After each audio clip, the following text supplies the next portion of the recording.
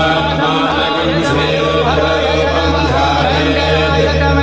शुद्धस्फटिकसङ्काशम् त्रिनेत्रम् पञ्चवक्त्रकम् गङ्गाधरम् दशभुजम् सर्वाभरणभूषितम् नीलग्रीवम् शशाङ्काङ्कम् नागयज्ञोपवेदिनम् व्याघ्रजन्मोत्तरीयम् च वरेण्यमभयप्रदम्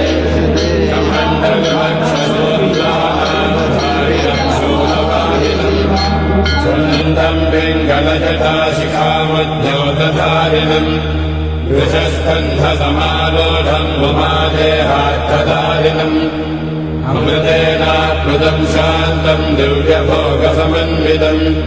दिग्देवतासमायुक्तम् सुरासुरनमस्कृतम् नित्यम् च शाश्वतम् शुद्धम् ध्रुवमक्षरमव्ययम् सर्वव्यापिनमीशानम् रुद्रम् वै विश्वरूपिणम् एवम् ध्यात्वा द्विजः सम्यक् ततो यजनमारभेत् अथातो रुद्रस्नानार्चनाभिषेकविधिम् व्याख्यास्यामः आदितयेव तीर्थे स्नात्वा उदेत्य शुचिः रजतो ब्रह्मचारी शुक्रवासादेवाभिमुखः स्थित्वा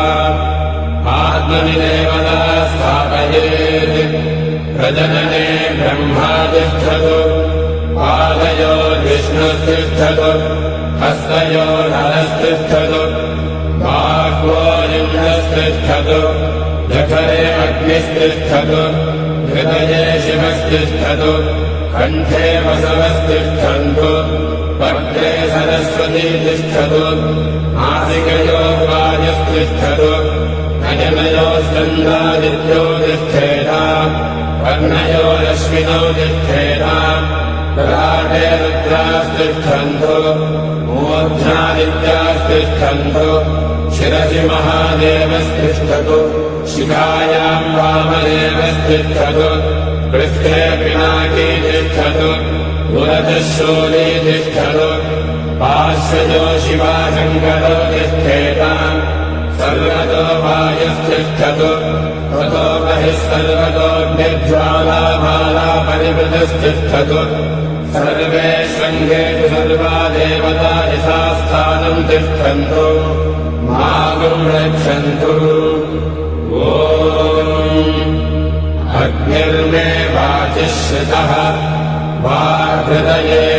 हृदयम् मयि अहममृते अमृतम् ब्रह्मणि वायुर्मे प्राणे श्रितः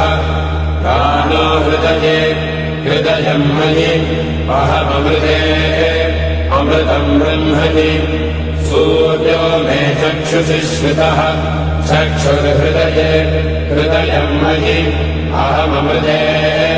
अमृतम् ब्रह्मणि चन्द्रमा मे मनसि श्रितः मनो हृदये हृदयम् मयि अहममृते अमृतम् ब्रह्मणि दिशो मे श्रोत्रे श्रिताः श्रोत्रगुम् हृदये हृदयम्